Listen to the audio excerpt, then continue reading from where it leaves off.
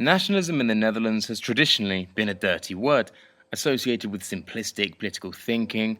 The country prides itself on openness, tolerance, and pluralism.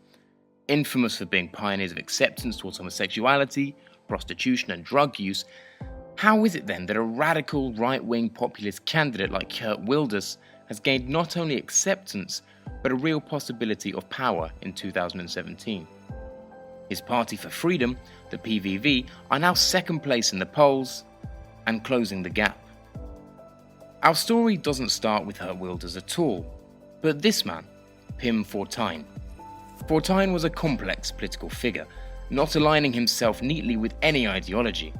A former communist, a homosexual, and possessing a doctorate in sociology, Fortuyn between 2000 and 2002 was a household name in the Netherlands, regularly frequenting the media, be it TV, radio, or print, and well known for his sharp, intelligent, and often bombastic rhetoric. Hailing from Rotterdam, he fronted the Livable Rotterdam Party, which won control of the district council in March 2002. He did so under an odd maelstrom of left-right talking points. Fortuyn was an ardent supporter of liberal values, LGBTQ rights, euthanasia, drug regulation, as one would expect from a popular Dutch politician. But also, he spoke openly against what he saw as the Islamization of the Netherlands. Fortuyn saw mass immigration by communities that refused to assimilate as an inalienable threat to the values of the nation. In a 2002 interview, Fortuyn summarized thusly: "I don't hate Islam. I consider it a backward culture. I have traveled much in the world, and wherever Islam rules, it's just terrible. All the hypocrisy. It's a bit like those old Reformed Protestants. The Reformed lie all the time, and why is that? Because they have standards and values that are so high that you can't humanly maintain them. You also see that in Muslim culture. Then look at the Netherlands. In what country could an electoral leader of such a large movement as mine be openly homosexual? How wonderful that that's possible. That's something that one can be proud of, and I'd like to keep it that way. Thank you very much." These words got Fortuyn expelled from his party, Livable Netherlands, the next day.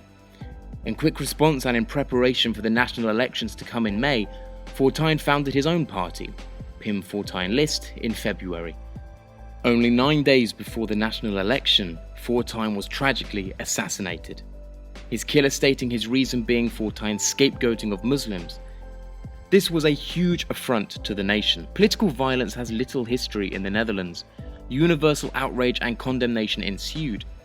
Fortuyn competed in the election, albeit posthumously, and his party secured 17% of the seats in the House of Representatives, and thus entered a coalitional government with the Christian Democrats and the People's Party for Freedom and Democracy. This lasted barely a year. The LPF, without the direction of Fortuyn, possessed neither direction nor experience and was ousted from government. New elections were held the next year, and the LPF, without Fortuyn, languished as a political force and faded into obscurity. Fortuyn shifted the realms of the possible in the Netherlands. His homosexuality, his doctorate in sociology, his appeals to tolerance and pluralism gave him the credibility to push policies hitherto hushed into the dark corners of Dutch society. So who could possibly fill the void that he left? Wilders came from remarkably unremarkable beginnings. He's basically a career politician in many ways, starting out as a speechwriter for the People's Party for Freedom and Democracy under the tutelage of the then party leader Frits Bolkestein, who, incidentally, refused to work with Fortuyn due to his perceived volatility. Bolkestein, unconventional for the time, brought a new and aggressive edge to Dutch politics. He criticised immigration, supported the free market, and was the bastion of political opposition throughout the 1990s. These ideas found a home in the keen and open mind of Geert Wilders. About the 90s, Wilders was an avid traveller and journeyed throughout the Middle East, visiting Syria, Iran, and Egypt, among others. Before all this, though, he found a love for Israel. At the age of 17, he worked on a kibbutz, and ever since then has held a deep affinity for the nation, travelling to and from upwards of 50 times. His personal admiration of Israel was no doubt an influence, as he presented an idiosyncratic report to Parliament in 1999 entitled Islamic Terrorism and Weapons of Mass Destruction in the Middle East. In it, he alleged that the extremism in the Middle East is a threat to the stability of Europe and the Netherlands.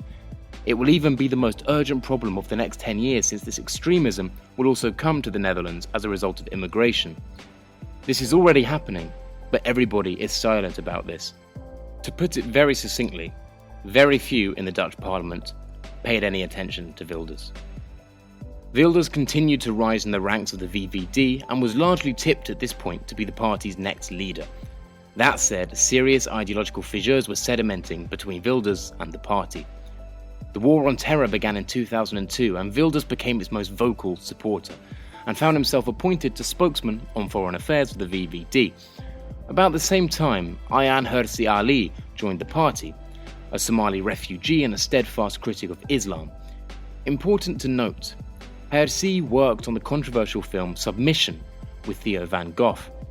This film got Van Gogh killed by Islamists, and stabbed into his chest was a note containing a death threat to Ayaan Hirsi Ali. This was the second assassination in 2 years, and with bitter irony, Van Gogh's last film was an examination of his close friend's murder, Pim Fortuyn. Together, Wilders and Hirsi Ali concocted a plan to form a liberal jihad against Islam, which was met with derision from fellow party members. The VVD was in a coalitional government at this point, and by 2004, Wilders was vocally criticising governmental policies, including the possibility of Turkey joining the EU. The result was Wilders severing ties with the party and working towards forming his own. The period between 2000 and 2004 can best be characterised as a neoconservative turn for Wilders. Wilders started forming close ties with neocon organisations within the Netherlands, namely the Edmund Burke Foundation. Not only that, but he toured the US and Israel, seeking ideological guidance from the American Enterprise Institute and the Heritage Foundation also.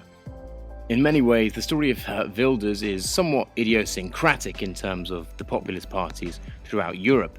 What we tend to find is that the closer an individual or group gets to office, the more moderate they or it becomes. The previously covered FPO and FPN are examples of this. Wilders is the opposite though. It seems that the more integrated into Dutch political life he becomes, the more outrageous he dares to be. An obvious explanation is Wilders has no uncomfortable political associations to eschew. He just does not have the baggage of the FPO, in that he's never made quips about Nazism, as Haider had lamentably done, nor had he made any extremist associations, which the FPO, due to its post-war origins, had indelibly written into its history. The same can be said of the Front National under Jean-Marie. Marine Le Pen has had to confront the problem of demonisation, and her radical solutions have necessitated some softening of party policy. In 2006, Wilders formed a new party, the Party for Freedom, or the PVV, and begun a new phase of ideological development, a shift to the radical right. His populism became increasingly apparent in his rigid divides between the perceived weak ruling class of the Netherlands and the working people who haven't had their voices heard. One staple of populist politics is a belief in referendums, and since the party's creation in 2006, they have played a pivotal role in their platform. As of 2016, Wilders has suggested that the Netherlands should have 4 binding referendums a year on any topic the public chooses. Not only that, but Wilders has become a stern critic of the EU. This plays to his strengths. Wilders is already at the forefront of public consciousness on these issues. In 2005, he spearheaded the campaign against the EU constitution, which the Dutch rejected by 62% in a national referendum. If Wilders obtains power, contrary to what the FPO wants in Austria, he will leave the EU, and this has proven attractive for voters. His views on Islam became increasingly radical. Wilders previously embraced a doctrine of assimilationism. Following from Fortuyn, he believed that if only these people would assimilate to the dominant liberal culture of the Netherlands, all would be dandy. From 2006 onwards, though, it seems Wilders gives little credence to these ideas anymore. At times, his arguments are increasingly racialized. As recent as 2014, de Wilders asked a crowd of people in The Hague if they wanted more or fewer Moroccans in the Netherlands. Fewer, the crowd jovially responded. And now in 2016, there's an ongoing trial against him. In a televised statement on the 23rd of November 2016, the last day of the trial, a defiant Wilders affirmed, "When you judge me, you are not just passing judgment on a single man, but on millions of men and women in the Netherlands. You are judging millions of people people who agree with me, people who will not understand a conviction, people who want their country back, who are sick and tired of not being listened to, who cherish freedom of expression. Immigration in general has become a hot topic for Wilders, irrespective of race and religion. Negative sentiment towards Eastern European economic migration has ballooned in the Netherlands in recent years, even to the extent that mainstream VVD politician Henk Kamp proposed the deportation of the unemployed in 2012. This was an attempt to co-opt PVV votes. In 2010, Wilders proposed closing the labour market to Eastern European migrants, and in 2012 the PVV started a website aimed at documenting crimes committed by migrants. It is important to stress that the PVV and Wilders have been supportive of immigrant communities in the Netherlands that have integrated soundly, an example being the Indo-Dutch, of which Wilders has some ancestry. Indeed, a strong facet of Wilders' success has been a great care in avoiding accusations of racism and Nazism. There have been neo-fascist groups functioning in the Netherlands in the past, but never have they achieved even remote electoral success in the way that Wilders has. Wilders works because accosting him and labelling him racist doesn't work. In the Dutch context, alliances with Israel and America are necessary to eschew Holocaust stigma, and similar to the Front National under Marine Le Pen, anti-immigration policy points are always framed in terms of protecting the dominant Dutch culture of equality, pluralism, tolerance and secularism. Take note, Wilders firmly supports euthanasia, LGBTQ rights, even embryo selection. This is the trend and the successful trend of the radical right in Europe. In many ways pioneered by Fortuyn, oppose immigration but be socially liberal. No longer can the European right be accused of looking to the past. These are visionaries of the future.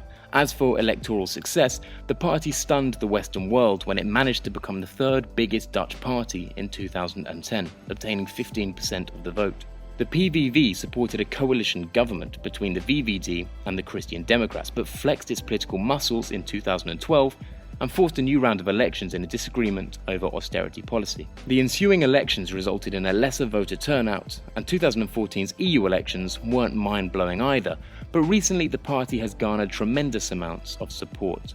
One poll in November 2016 put Wilders ahead of all other parties, but others have placed him firmly in second place. As of this video, we're still anticipating the verdict on Wilders' trial for hate speech. Both results, though, seem a lose-lose for the Dutch establishment. If he's found guilty, he becomes a political martyr, fighting an oppressive establishment. If he's found not guilty, he's legitimized, and accusations of racism become slander.